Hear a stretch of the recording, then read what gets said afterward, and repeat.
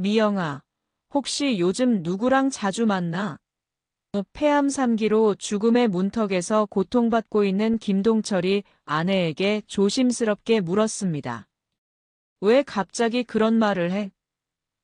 이미영의 목소리에는 당황스러운 기색이 역력했어요. 30년을 함께 산 아내의 표정에서 동철은 뭔가 다른 것을 느꼈습니다. 신용카드 내역에서 발견한 수상한 지출들, 늦어지는 귀가 시간, 그리고 갑작스럽게 달라진 외모까지. 하지만 동철은 아직 몰랐습니다. 이 모든 것이 자신을 완전히 파멸시키려는 치밀한 계획의 시작이었다는 사실을 말이죠. 서울병원 안병동 김동철은 하얀 병실 침대에 누워 천장을 바라보고 있었습니다. 58세의 동철에게 내려진 폐암 3기 판정은 청천벽력과도 같았어요. 한때 건장했던 몸은 항암 치료로 인해 급격히 말라가고 있었고 체중도 벌써 10kg나 빠진 상태였습니다. 여보, 오늘 기분은 어때? 병실 문이 열리고 아내 이미영이 들어왔어요. 하지만 동철은 뭔가 이상함을 느꼈습니다. 평소 같았다면 걱정스러운 얼굴로 달려왔을 미영이 오늘은 화장을 진하게 하고 새 옷을 입고 있었어요. 심지어 향수 냄새까지 나고 있었습니다. 미영아, 오늘 어디 갔다 온 거야? 그냥 친구들이랑 잠깐 만났어. 너무 병원만 오가니까 답답해서.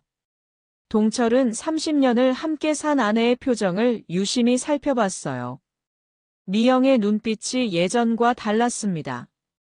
어딘지 모르게 들뜬 기색이 있었고 자신을 바라보는 시선도 예전 같지 않았어요. 미영아, 요즘 늦게 들어오는 날이 많네. 무슨 소리야?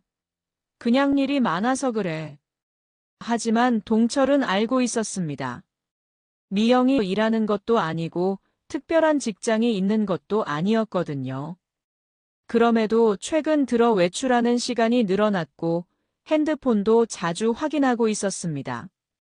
며칠 후, 동철은 우연히 미영의 신용카드 사용 내역을 보게 되었어요. 간병인이 집에서 가져온 서류 더미 속에 끼어 있던 것이었습니다. 이게 뭐지? 동철이 명세서를 자세히 들여다보았어요.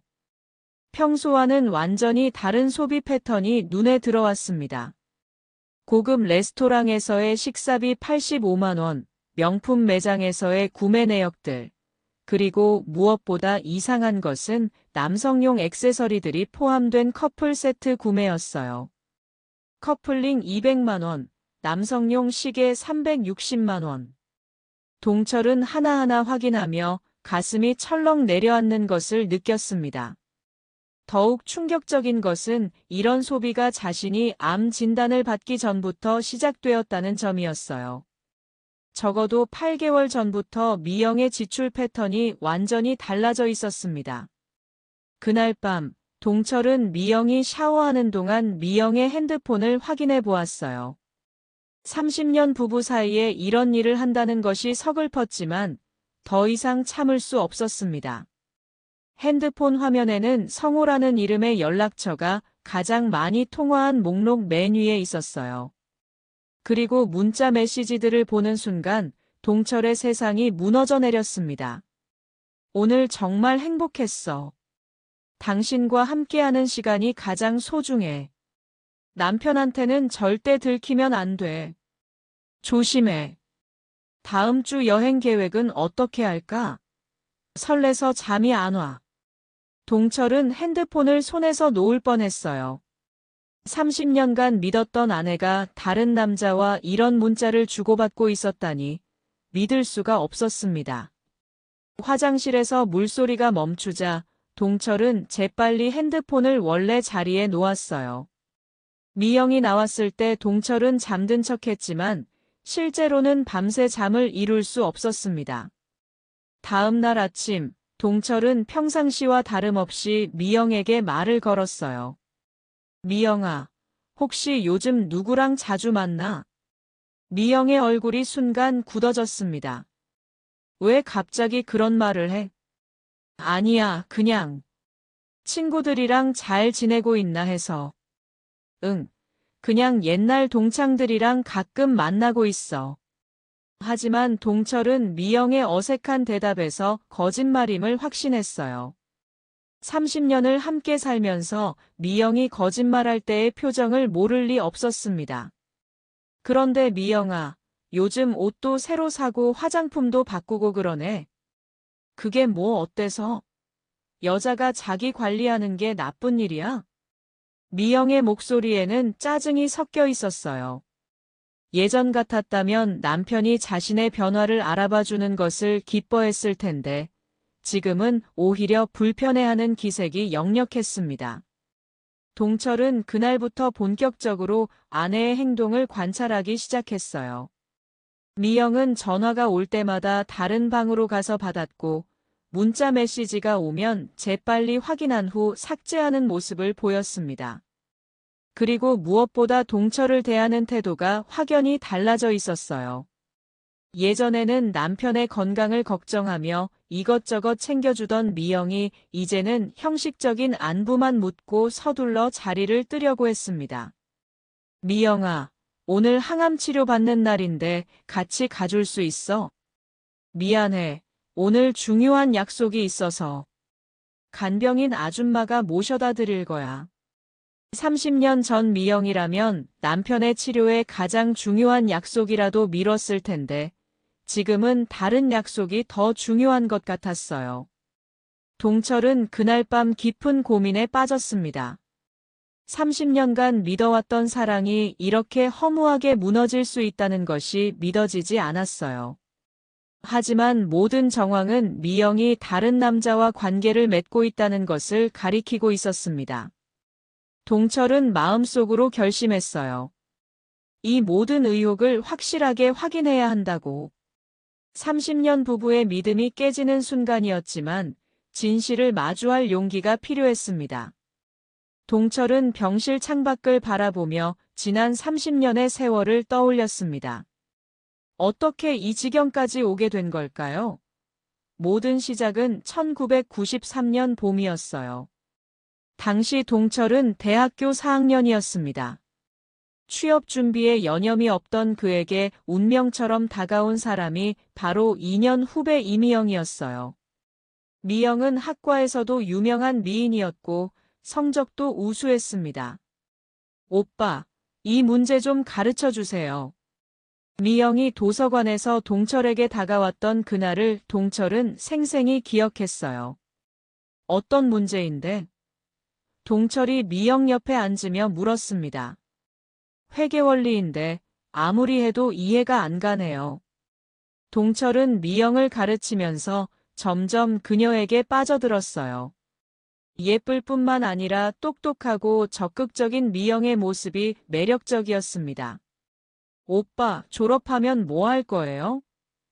미영이 어느 날 물었어요. 작은 공장이라도 하나 차려서 성실하게 살아볼 생각이야. 미영아, 혹시. 동철이 말을 망설이자 미영이 웃으며 말했어요. 뭘 그렇게 망설여요? 하고 싶은 말 있으면 하세요. 나랑 결혼할 생각 없어? 미영은 잠시 놀란 표정을 지었다가 수줍게 대답했어요. 오빠가 성공하면 생각해 볼게요. 그 말을 들은 동철은 정말 미친 듯이 노력했습니다. 졸업 후 바로 작은 자동차 부품 공장을 차렸어요. 자본금이 부족해서 부모님께 빌리고 은행 대출도 받아가며 사업을 시작했습니다. 새벽 5시에 일어나서 밤 11시까지 공장에서 일하는 것이 일상이었어요. 주말도 없었고 명절도 없었습니다. 오직 미영과의 결혼을 위해서였죠. 오빠, 정말 고생 많으시네요. 몸은 괜찮으세요? 미영이 가끔 공장에 찾아와서 격려해주곤 했습니다. 괜찮아, 미영아. 조금만 더 기다려줘. 내가 꼭 성공해서 너랑 결혼할게. 2년 후인 1995년 드디어 동철의 사업이 궤도에 오르기 시작했어요. 그리고 약속대로 미영과 결혼식을 올릴 수 있었습니다. 여보, 이제 정말 행복할 수 있을 것 같아. 신혼집에서 미영이 동철의 손을 잡으며 말했던 그 순간을 동철은 평생 잊을 수 없었어요. 동철은 아내를 위해 정말 모든 것을 다했습니다. 미영이 원하는 것이라면 무엇이든 해주려고 노력했어요. 신혼집도 미영이 원하는 강남으로 정했고 인테리어도 모두 미영의 취향에 맞췄습니다. 1998년에 딸 수진이 태어났을 때 동철의 기쁨은 하늘을 찔렀어요. 작고 예쁜 딸을 품에 안고 있으면 세상을 다 가진 기분이었습니다. 여보, 우리 수진이 정말 예쁘죠? 미영도 딸을 무척 사랑했어요. 하지만 아이가 태어나면서 미영의 요구는 더욱 늘어났습니다. 여보, 수진이 교육비를 생각하면 지금보다 더 많이 벌어야 할 것 같아요. 좋은 유치원 보내려면 돈이 많이 들어요. 동철은 딸을 위해서라면 뭐든 할 수 있었어요. 사업을 더 확장했고 더 많은 일을 맡아서 처리했습니다. 하루에 15시간씩 일하는 것이 당연해졌어요. 2000년대 들어서면서 동철의 사업은 크게 성장했습니다. 자동차 부품 제조업체로는 중견기업 수준까지 올라섰어요. 직원도 200명이 넘었고 연매출도 수백억 원 규모가 되었습니다. 여보, 당신 정말 대단해요. 이제 우리도 진짜 부자가 됐네요. 미영이 새로 산 명품 가방을 들고 기뻐했던 모습이 떠올랐습니다. 동철은 아내의 기뻐하는 모습을 보는 것이 가장 큰 행복이었어요. 미영이 원하는 것이라면 값비싼 보석이든 고급 자동차든 해외여행이든 무엇이든 해줬습니다. 하지만 2008년 금융위기가 닥쳤을 때 동철의 회사도 큰 타격을 받았어요. 매출이 급감했고 자금 상황이 어려워졌습니다. 여보, 설마 회사가 망하는 건 아니죠? 수진이 유학 준비하고 있는데. 미영이 걱정스러운 표정으로 물었어요. 걱정 마, 미영아. 내가 어떻게든 해볼게. 동철은 정말 어떻게든 해냈습니다. 개인 보증을 서고 집까지 담보로 잡히며 회사를 살렸어요. 그 과정에서 동철은 3개월간 거의 잠을 자지 못했습니다. 하지만 가족을 위해서는 견딜 수 있었어요. 위기를 넘긴 후 회사는 더욱 견고해졌습니다. 2010년부터는 매출이 예전보다 더 늘어났고 동철의 개인 자산도 상당한 수준에 이르렀어요. 역시 우리 여보가 최고예요. 저는 당신만 믿어요. 미영이 동철을 안으며 말했던 그 따뜻함이 이제는 너무나 허무하게 느껴졌습니다. 동철이 폐암 초기 진단을 받았을 때 미영은 충격을 받는 것 같았어요. 여보, 치료 잘 받으면 나을 수 있어요. 걱정하지 마세요. 그래, 미영아. 나도 최선을 다할게. 하지만 2년 후 암이 3기로 진행됐다는 소식을 들었을 때 미영의 반응은 달랐습니다. 여보, 이제 어떻게 해야 하죠?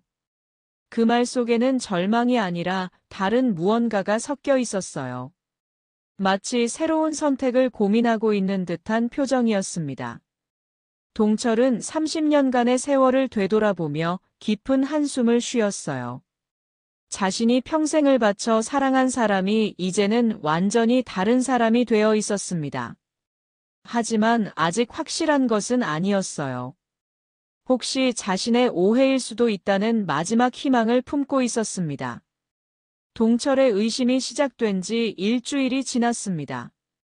이제 더 이상 추측만으로는 안 된다고 생각한 동철은 본격적으로 진실을 확인하기로 결심했어요. 첫 번째로 동철이 한 일은 오랜 친구이자 사업 파트너인 강현수에게 도움을 요청하는 것이었습니다. 현수는 동철과 대학 동기로 30년 넘게 함께 사업을 해온 믿을 만한 사람이었어요. 현수야, 나 좀 도와줄 수 있어? 동철이 조심스럽게 전화를 걸었습니다. 형, 무슨 일이에요? 목소리가 좀 이상한데. 미영이 요즘 좀 이상해서 혹시 뭔가 조사할 수 있는 방법이 없을까? 전화 너머로 현수가 한참 침묵하는 소리가 들렸어요. 형, 정말 그렇게 하실 거예요? 30년 부부인데. 현수야, 나도 이런 일 하고 싶지 않아. 하지만 뭔가 확실히 잘못되고 있다는 걸 느낄 수 있어. 그냥 확인만 하고 싶다고. 알겠습니다. 제가 아는 사람이 있어요. 조심스럽게 알아보죠. 현수는 동철의 부탁을 받고 사설조사 전문가에게 연락을 취했습니다. 며칠 후, 현수는 충격적인 정보를 가지고 왔어요. 형, 이거 보세요. 현수가 봉투를 건네며 말했습니다. 하지만 마음의 준비를 하세요. 봉투 안에는 미영이 낯선 남자와 함께 찍힌 여러 장의 사진이 들어 있었어요. 고급 레스토랑에서 다정하게 식사하는 모습, 쇼핑몰에서 손을 잡고 걷는 모습, 그리고 자동차 안에서 키스하는 장면까지 생생하게 담겨 있었습니다. 동철은 사진을 보는 순간 온몸이 떨렸어요. 30년 부부가 이렇게 쉽게 배신당할 수 있다는 것이 믿어지지 않았습니다. 이 남자가 누구야? 동철이 떨리는 목소리로 물었어요. 박성호라는 사람입니다. 겉으로는 심리상담사라고 하는데 실제로는 투자 컨설팅 업체를 운영하고 있어요. 투자 컨설팅? 네, 그런데 좀 수상한 점이 많습니다. 정식 허가를 받은 회사인지도 의심스럽고요. 현수가 보여준 추가 자료에는 박성호의 기본 정보가 들어 있었어요. 45세, 이혼 경력 1회, 현재 강남구에 거주하며 투자자문회사를 운영한다고 되어 있었습니다. 이 사진들은 언제 찍힌 거야? 가장 오래된 것이 8개월 전입니다. 형이 안말기 진단받기 전부터였어요. 동철의 가슴이 무너져 내렸습니다. 아내는 자신이 아픈 것과 상관없이 이미 다른 남자와 만나고 있었던 것이에요. 자신이 암으로 고생하는 것을 걱정하는 척하면서 실제로는 다른 남자와 즐거운 시간을 보내고 있었던 겁니다. 현수야, 이 남자에 대해서 더 자세히 알아볼 수 있어? 이미 조사를 시작했어요. 며칠 더 시간을 주시면 더 구체적인 정보를 가져올 수 있을 것 같습니다. 그날 밤 동철은 미영이 돌아오기를 기다렸어요. 평소보다 2시간이나 늦은 밤 10시가 되어서야 미영이 집에 들어왔습니다. 여보, 왜 이렇게 늦었어? 동철이 최대한 평상시와 같은 목소리로 물었어요. 친구들이랑 저녁 먹다가 시간 가는 줄 몰랐어요. 미영이 대답했지만 그녀의 표정은 어색했어요. 동철은 미영의 모습을 자세히 관찰했습니다. 화장이 지워져 있었고 옷에서는 남성용 향수 냄새가 났어요. 그리고 무엇보다 미영의 표정에는 뭔가 들뜬 기색이 있었습니다. 누구랑 만났는데? 대학 동창들이요. 오랜만에 만나서 이야기가 많았거든요. 하지만 동철은 알고 있었어요. 미영의 대학 동창들은 대부분 연락이 끊어진 상태였고 최근에 만난다고 한 적도 없었습니다. 다음 날 현수가 더욱 충격적인 정보를 가져왔어요. 형, 큰일입니다. 박성호 그 남자 보통 사람이 아니에요. 무슨 뜻이야? 과거에도 비슷한 일을 여러 번 했어요. 부유한 기혼 여성들에게 접근해서 관계를 맺고 남편 몰래 재산을 빼돌리는 수법을 써왔다고 합니다. 현수가 보여준 자료에는 박성호의 과거 전력이 자세히 기록되어 있었어요. 지난 5년간 최소 3명의 여성과 비슷한 관계를 맺었고 그들로부터 상당한 금액을 받아낸 것으로 나타났습니다. 그럼 미영이도? 네, 그럴 가능성이 높습니다. 그리고 형, 더 심각한 문제가 있어요.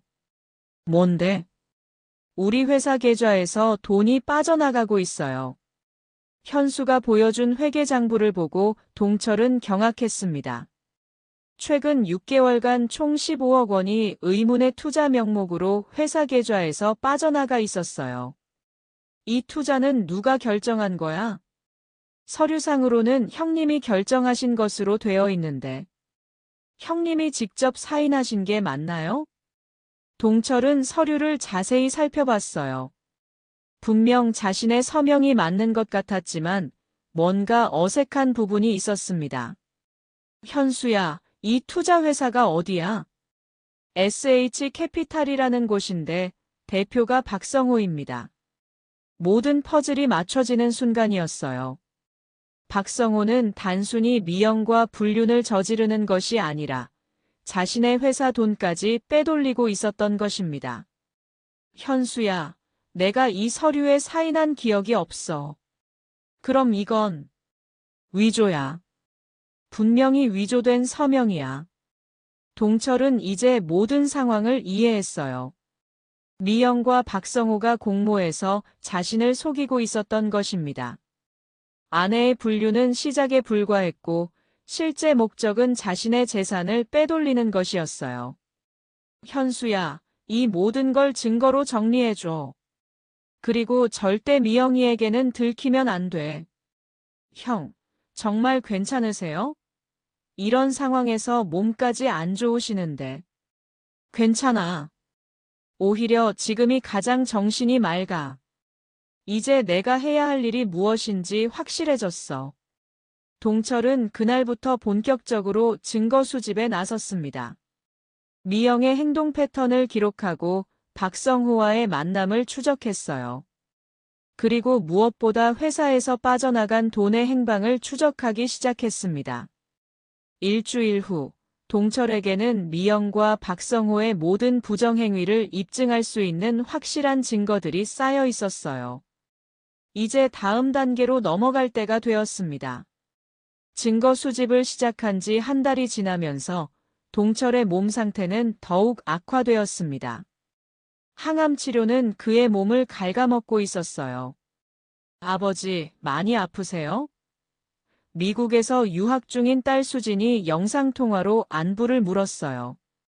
동철은 딸에게 걱정을 끼치고 싶지 않아서 억지로 밝은 표정을 지었습니다.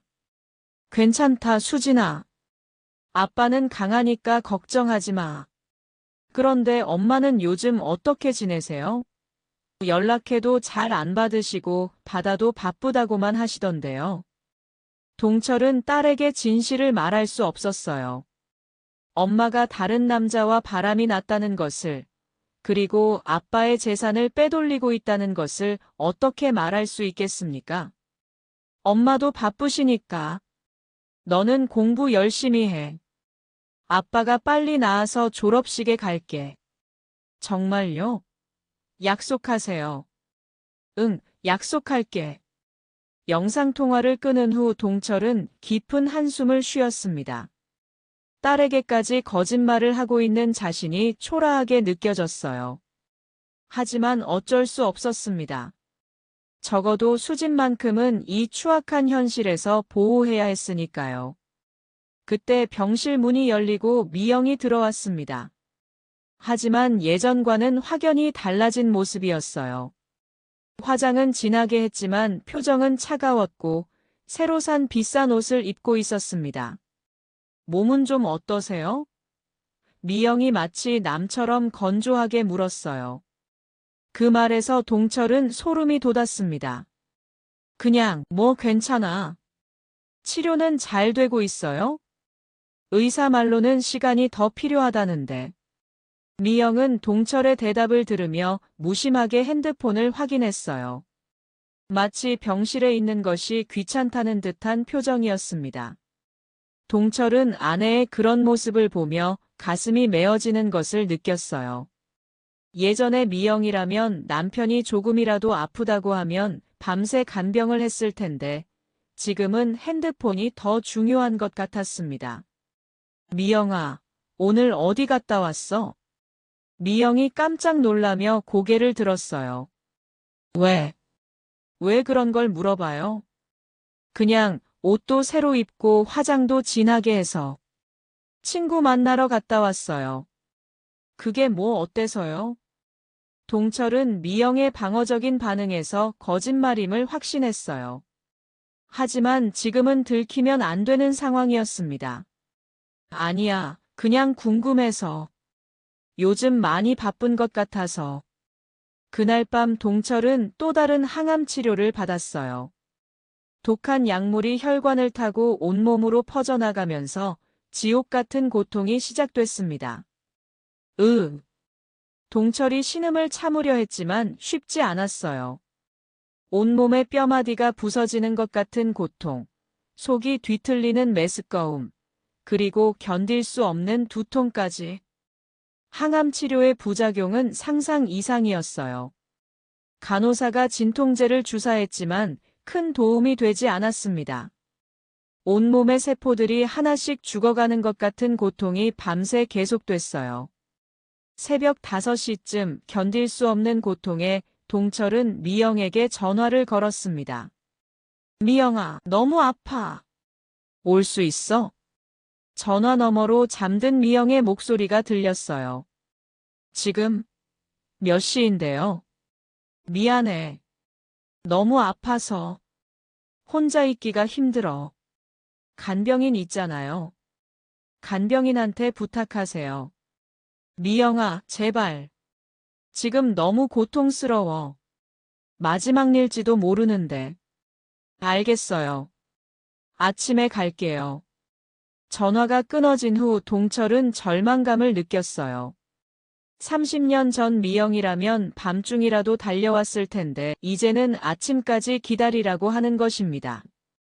아침 10시가 되어서야 미영이 나타났어요.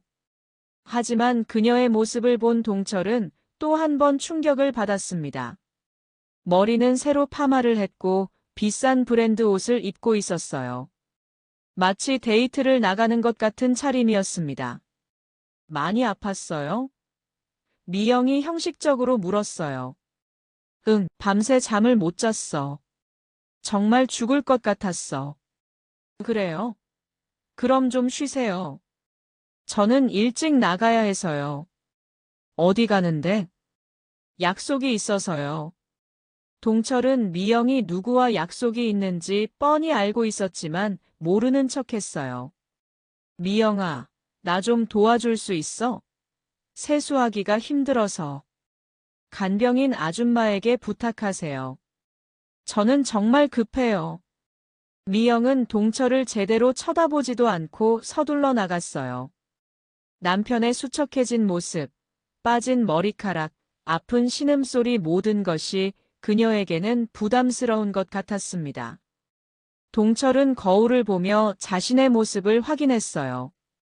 한때는 건장했던 자신의 모습은 온데간데 없고 앙상한 중년 남자만이 있었습니다. 하지만 동철은 포기하지 않았어요. 아픈 몸이지만 복수를 위한 계획은 더욱 치밀해지고 있었습니다. 그날 오후 강현수가 또 다른 충격적인 소식을 가져왔어요. 형, 큰일 났습니다. 미영 씨가 형님 명의로 추가 대출을 받았어요. 얼마나? 10억 원입니다. 그것도 회사 부동산을 담보로 잡혔어요. 동철은 머리가 어지러웠어요. 아내는 자신이 죽어가는 동안 모든 재산을 빼돌리고 있었던 것입니다. 현수야, 이제 더 이상 지켜볼 수는 없어. 본격적으로 대응해야겠어. 하지만 형님 몸이 아프다고 당하고만 있을 수는 없잖아. 오히려 지금이 기회야. 동철은 자신의 병을 오히려 복수의 무기로 사용하기로 결심했어요.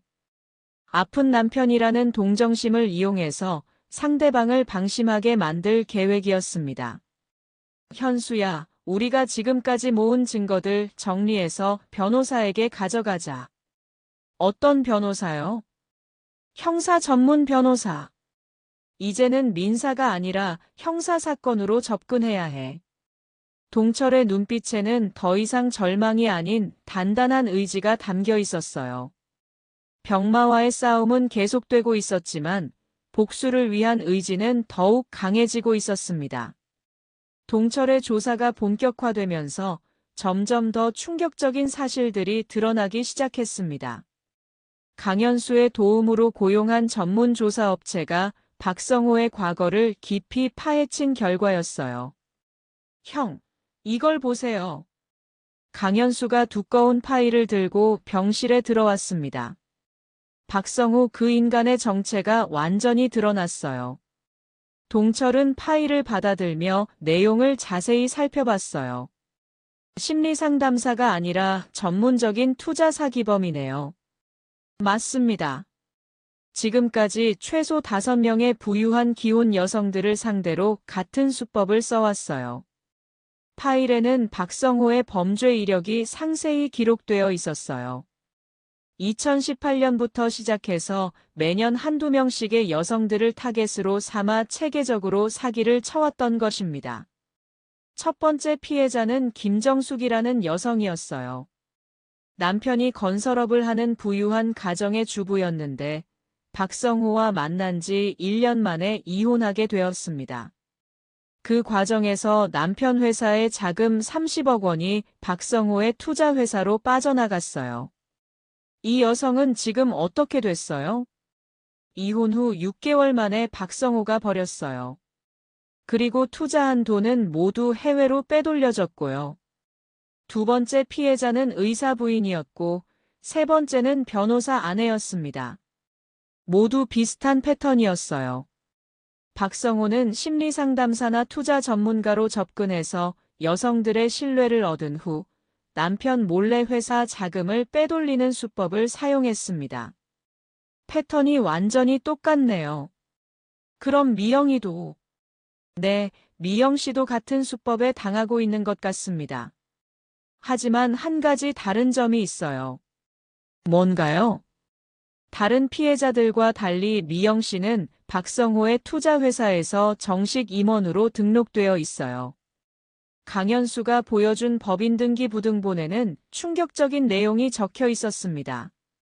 이미영이 SH캐피탈의 이사로 등록되어 있었고 월 300만 원의 급여까지 받고 있었던 것이에요. 이게 무슨 뜻인가요? 미영 씨가 단순한 피해자가 아닐 수도 있다는 뜻입니다. 박성호와 공모해서 형님을 속이고 있을 가능성이 높아요. 동철은 모든 것이 이해됐어요. 미영의 갑작스러운 변화, 회사 서류에 대한 관심, 그리고 자신의 병을 기회로 삼는 태도까지. 모든 것이 계획된 것이었습니다. 현수야, 우리 회사에서 빠져나간 돈이 정확히 어디로 갔는지 추적할 수 있어요? 이미 조사했습니다.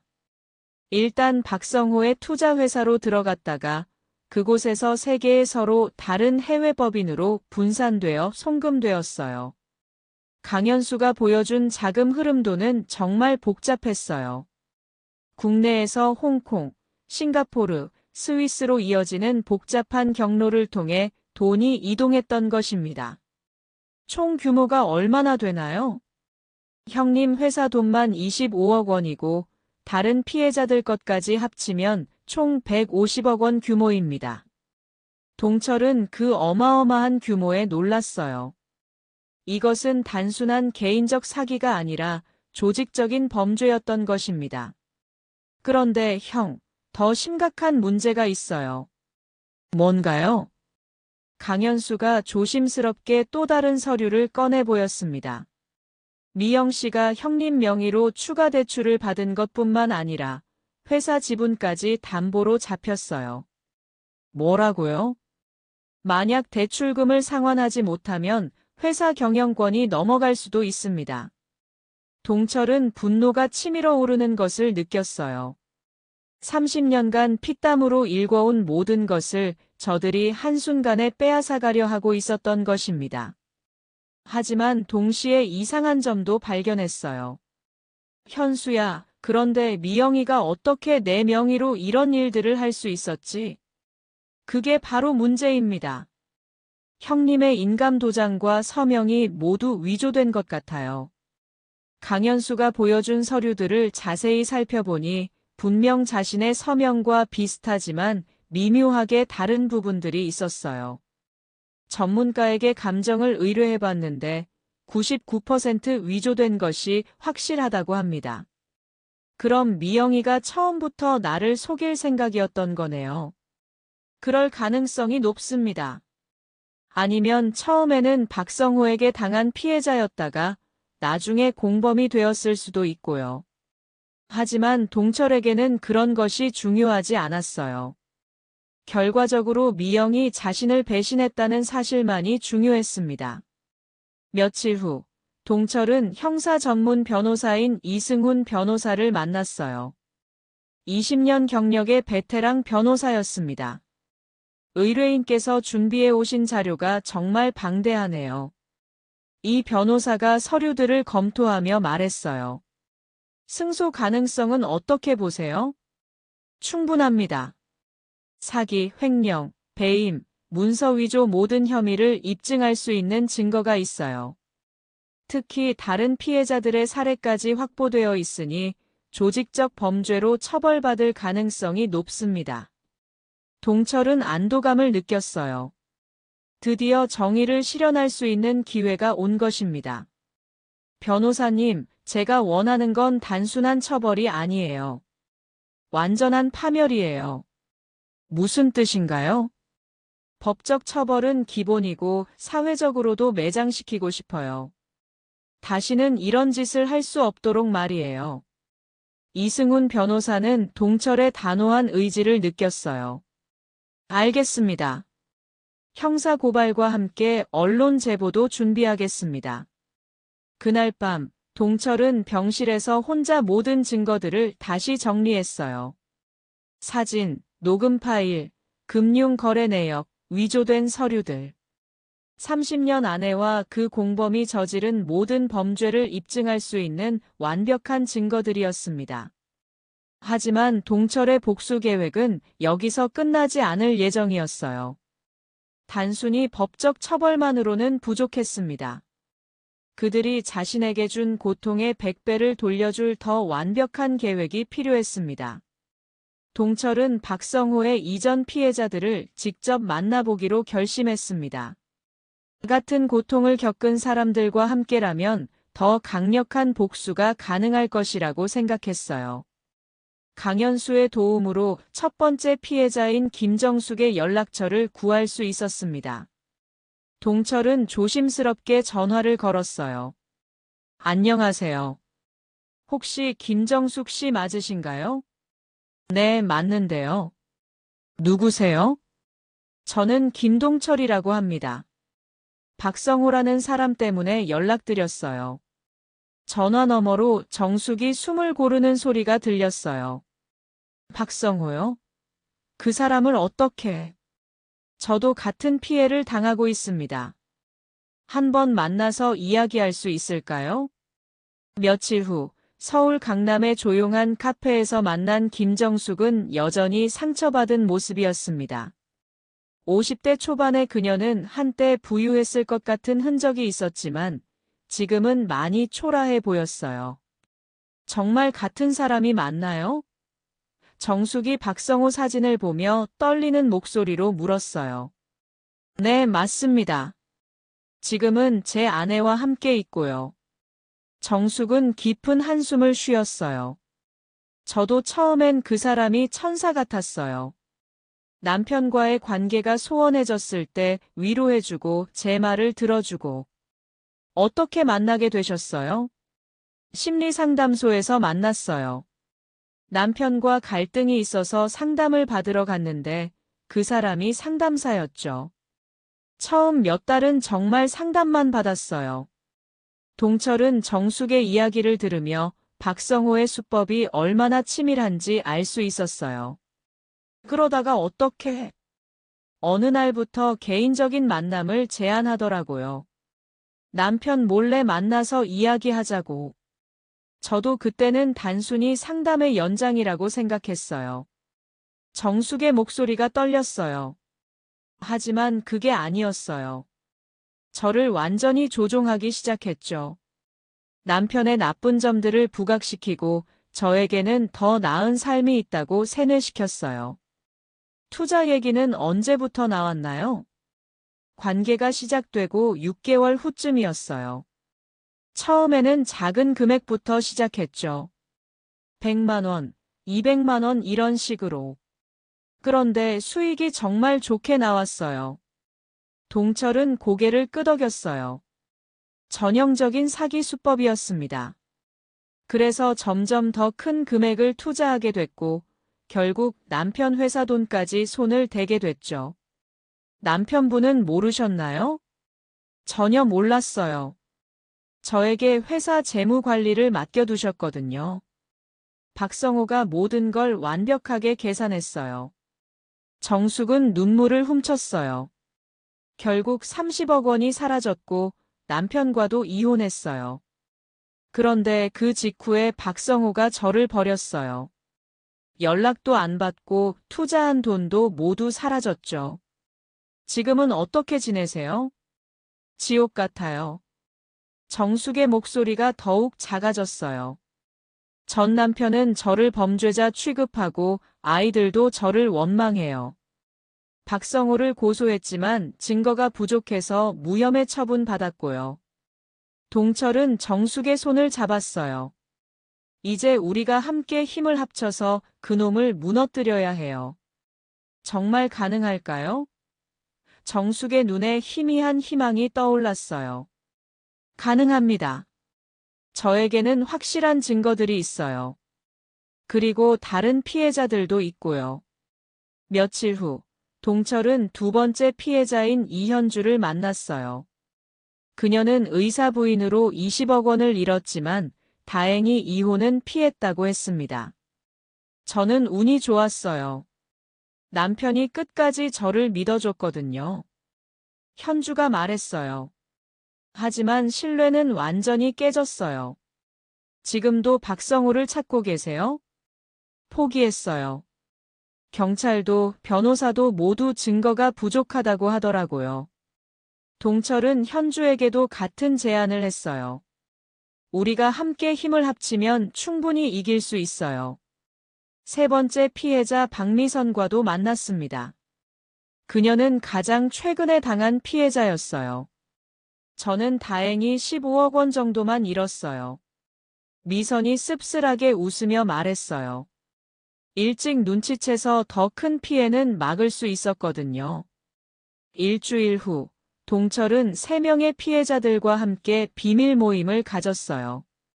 서울의 한 조용한 사무실에서 만난 그들은 각자의 증거들을 테이블 위에 쌓아놓았습니다.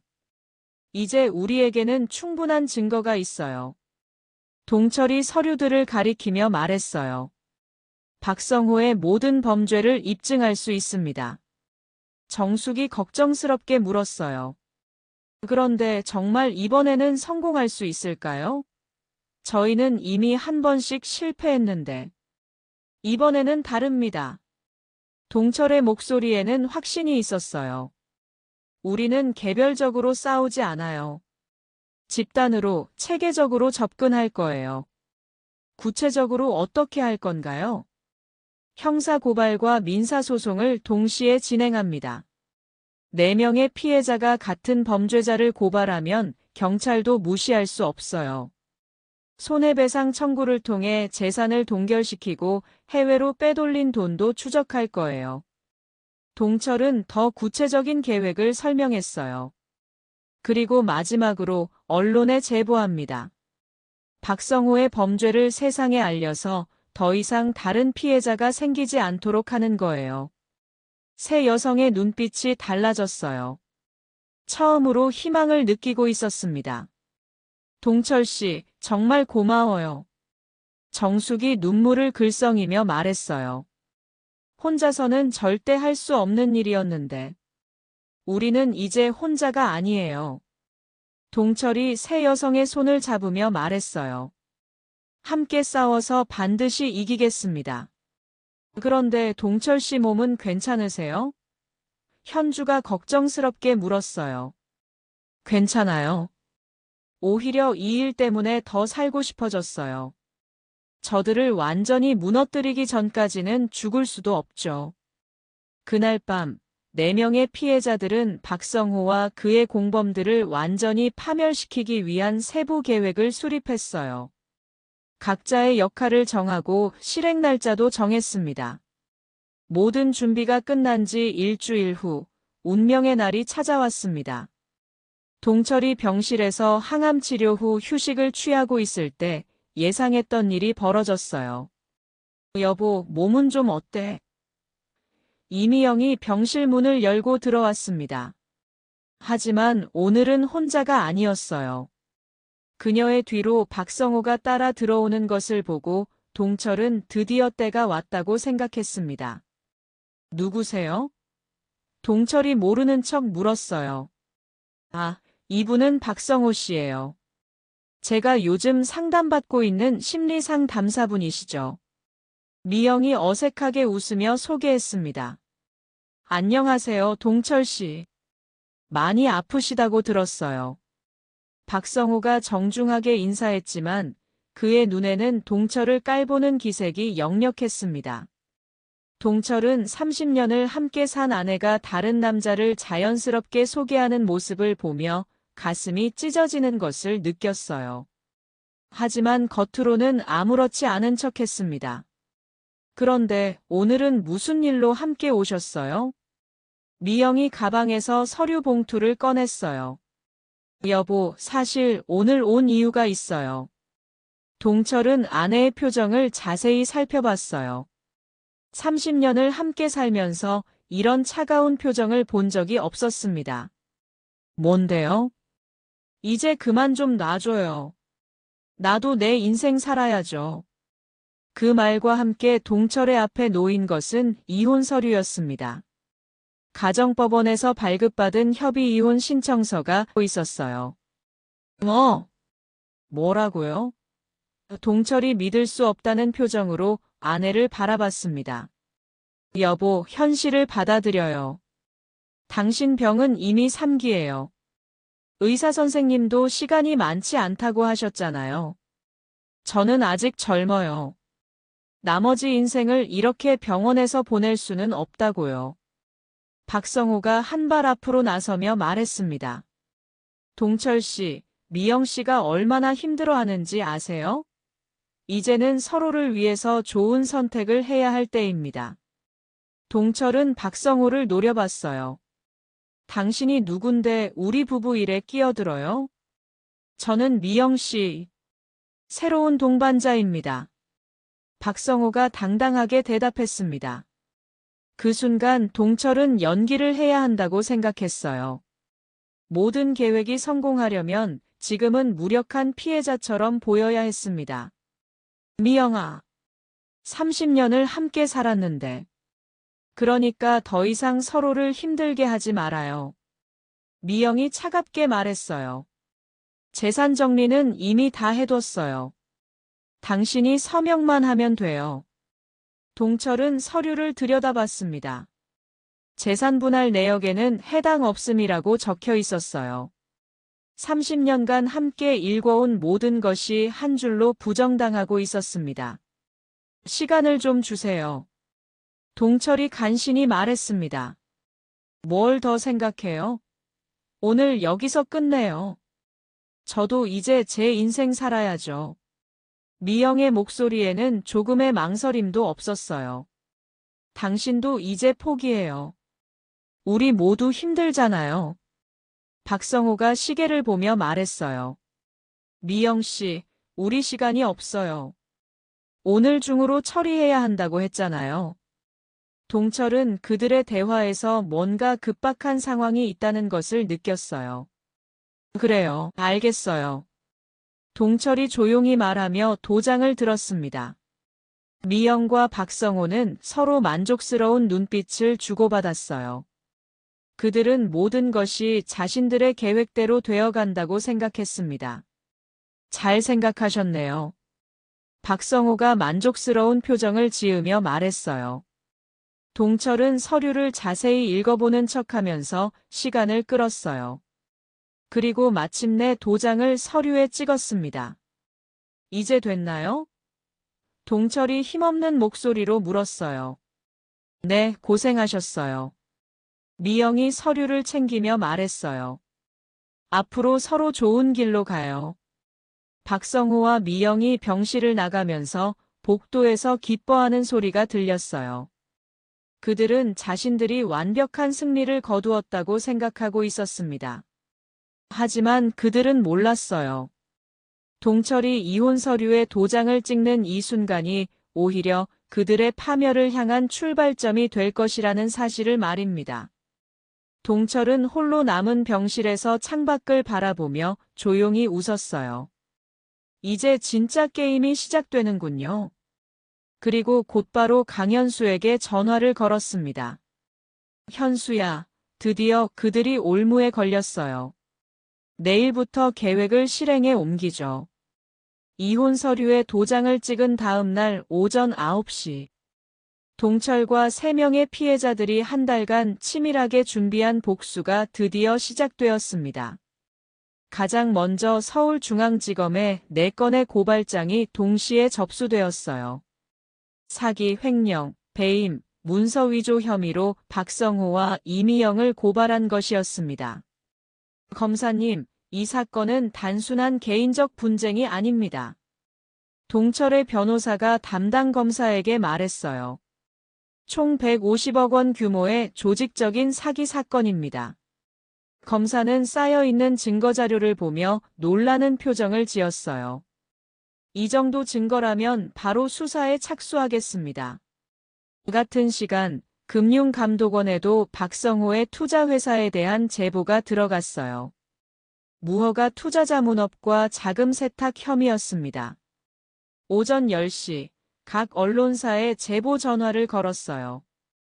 안녕하세요. 심리상담사로 위장한 투자사기범에 대해 제보하고 싶습니다. 수백억 원 규모의 투자사기 사건이 있어서 연락드렸어요. 오후 2시, 박성호의 투자회사 사무실에 금융감독원 조사관들이 들이닥쳤어요. 금융감독원입니다. 조사에 협조해주세요. 박성호는 당황했지만 아직 상황 파악을 못하고 있었어요. 무슨 조사인데요? 무허가 투자자문업 및 자금 세탁 혐의입니다. 오후 4시, 박성호에게 긴급 연락이 들어왔습니다. 대표님, 회사 계좌가 모두 동결됐습니다. 뭐라고? 어떻게 된 거야? 검찰에서 압수수색 영장을 가지고 왔어요. 그제서야 박성호는 심각성을 깨달았어요. 급하게 미영에게 전화를 걸었습니다. 미영아, 큰일 났어. 우리가 들켰어. 어떻게 들켰다는 거야? 동철이는 아무것도 모르는데. 그게 아닌 것 같아. 누군가 우리를 신고했어. 그때 미영의 집 초인종이 울렸어요. 문을 열어보니 경찰이 서 있었습니다. 이미영 씨 맞으시죠? 사기 및 횡령 혐의로 조사받으셔야 합니다. 저녁 7시 모든 주요 뉴스에서 박성호와 미영의 사기 사건이 톱뉴스로 보도되었어요. 심리상담사로 위장한 40대 남성이 부유한 기혼 여성들을 상대로 150억 원 규모의 투자 사기를 저질렀습니다. 특히 암 환자인 남편을 두고도 불륜과 재산 갈취를 동시에 저지른 부인의 행태가 큰 충격을 주고 있습니다. 인터넷에는 박성호와 미영의 사진이 도배되었고 댓글들은 분노로 가득했어요. 저런 인간들이 어떻게 세상에 존재할 수 있지? 암 환자 남편을 버리고 바람 피우다니 정말 악마도 저런 악마가 없다. 병실에서 뉴스를 보고 있던 동철에게 강현수가 전화를 걸었어요. 형, 대성공이에요. 저들이 완전히 무너지고 있어요. 수고했어, 현수야. 며칠 후, 더욱 충격적인 소식이 들려왔어요. 박성호와 미영이 서로 책임을 떠넘기며 추하게 다투고 있다는 것이었습니다. 이 모든 건 박성호가 시킨 일이에요. 저는 피해자라고요. 미영이 경찰 조사에서 절규했어요. 무슨 소리야? 미영이가 먼저 제안했어. 남편 돈을 빼돌리자고 한 건 미영이야. 박성호도 반박했습니다. 한 달 후 1심 판결이 나왔어요. 박성호는 사기, 횡령, 배임죄로 징역 5년을, 이미영은 사기, 횡령 공범으로 징역 3년, 집행유예 5년을 선고받았습니다. 형사처벌과 함께 민사소송도 진행되었어요. 동철은 재산분할 무효소송과 위자료 청구 소송에서 모두 승리했습니다. 피고 이미영은 원고에게 위자료 10억 원을 지급하라. 회사에서 빼돌린 25억 원을 전액 배상하라. 박성호와 미영의 모든 재산이 압류되었고 그들이 해외로 빼돌린 돈도 국제공조수사를 통해 대부분 회수되었어요. 하지만 진짜 파멸은 사회적 매장이었습니다. 언론 보도 이후 박성호의 투자회사는 완전히 망했고 미영은 동네 사람들의 손가락질을 받으며 지방으로 이사를 가야 했어요. 무엇보다 두 사람 모두 서로를 원망하며 관계가 완전히 파탄났습니다. 이 모든 게 다 내 때문이야. 당신이 욕심을 부렸기 때문에 이렇게 된 거야. 재판정에서 서로를 저주하며 다투는 모습이 뉴스에 나왔을 때 동철은 진정한 복수의 완성을 느꼈어요. 동철은 의외로 마음이 평온해졌습니다. 암 투병도 계속되고 있었지만 정신적인 고통은 많이 줄어들면서 건강도 점차 호전되었습니다. 아버지, 정말 고생하셨어요. 미국에서 돌아온 딸 수진이 동철을 안으며 말했어요. 수진아, 이제 우리 둘이서 새롭게 시작해보자. 동철은 복수로 되찾은 재산으로 딸의 미래를 안정적으로 보장해 주었어요. 그리고 자신은 바닷가가 보이는 작은 요양원으로 옮겨서 평온한 말년을 보내기로 했습니다. 아버지, 후회하지 않으세요? 수진이 물었어요. 전혀, 오히려 이제야 진짜 자유를 찾은 것 같아. 동철은 요양원 창밖으로 펼쳐진 바다를 바라보며 생각했어요. 30년간 헌신했던 사랑이 배신으로 끝났지만 그 과정에서 자신의 진짜 모습을 찾을 수 있었습니다. 그는 마지막에 가장 소중한 것을 지켜냈어요. 바로 자신의 존엄성과 정의에 대한 믿음이었습니다. 오늘 이야기 어떠셨나요? 구독과 좋아요는 잊지 마시고 소중한 댓글 하나가 정말 큰 힘이 됩니다. 시청해주셔서 진심으로 감사드립니다.